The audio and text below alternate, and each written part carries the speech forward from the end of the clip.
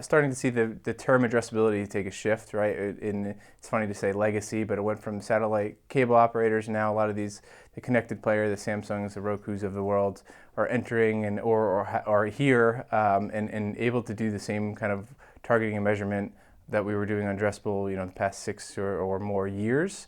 We're also seeing a lot of new entries into the space, the Disney Pluses, Peacock coming down the corner.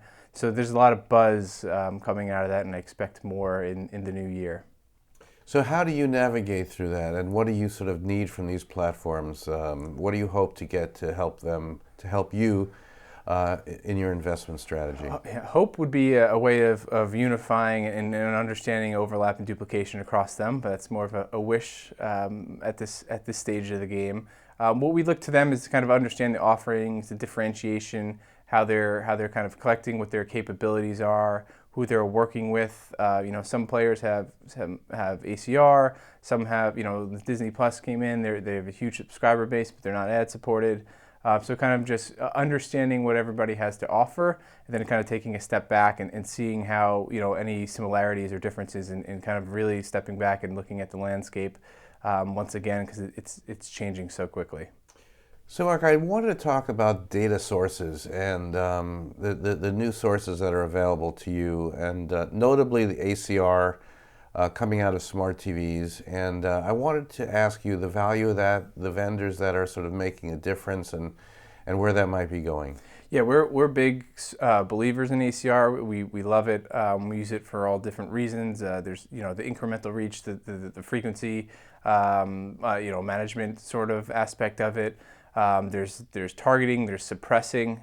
So I think as we see that scale, and then even taking a step back, there's kind of the measurement component, right? What are people watching? The viewership component of it. So all of us, at Modi, we think it, and Group M are big believers in where that's going. I know there's questions around fragmentation and who is it a national sample with one footprint versus another, and I think sometimes we want the perfect answer instead of a better answer.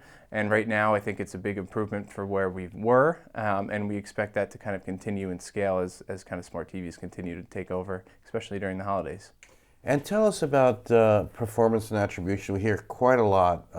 Tell us sort of where that's going and the different data sets that you need to understand, and what your clients are looking for, and how you sort of prove and sometimes prove the investment. Yeah, so we're always having discussions, right? Trying to see who's entering the space or revamping their product or has new kind of interesting twists and turns to what they're offering. Right now, I think there's kind of 4 buckets that we think across. That's your standard awareness. That's been around for quite a while. There's the sales component, which is your sales data, or your credit card, or your UPC SKU level, so what the actual product is that you're buying.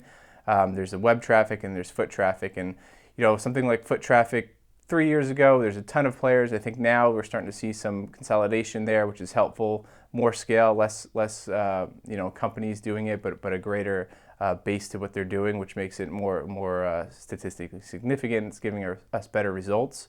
Within the space, we're hoping to see more. I think there's some movement that we'll kind of all kind of see in the next couple of years. There's some kind of rumblings going on, but really the only thing that I think that's a bit challenging to date is still real true B2B, measuring B2B, any kind of B2B activity besides foot traffic. But besides that, I feel like we got a pretty good grasp on every capability right now, and it's just finding out which sources can do what. Everybody can't do everything, but if you look hard enough, you could find your answer. And Mark, getting ready for CES, getting ready for the new year, getting ready for a lot of changes in television, what do you see the road ahead? I see a lot of announcements, a lot of press releases. It kind of goes back to how do we sort through all of that, right? Understanding what's new, what's real, and what's repositioned to seem new. So some of it we're really excited to kind of see where some of these guys go, the ACR partners, everyone. There's a lot of new companies and some consolidation throughout the year, so seeing where the Xanders and Ampersands go. So that's what I'm excited for. What I am hopeful for is something that I can't, that I'm not aware of, somewhere that maybe 5G is kind of factoring into this a little bit quicker than we think, or some new avenue that we haven't accounted for yet that opens up more possibilities that we haven't even thought of yet. What does addressability mean in this new landscape? So I think it still means targeting at that one-to-one level, whether regardless of how you're consuming it. In our world at Modi, we think of it on the TV screen, so within the living room. That's your connected partners and your legacy cable and satellite operators. But the value or the overall component of that is the ability to target and both measure at the one-to-one household level. So that's our view within it. There's a ton of different viewpoints on that. I think the term is almost becoming similar to what programmatic was a few years ago, where it's getting lumped into everything else, and that's not necessarily a bad thing. It's just kind of blurring lines, which hopefully creates more scale and more possibilities for everyone.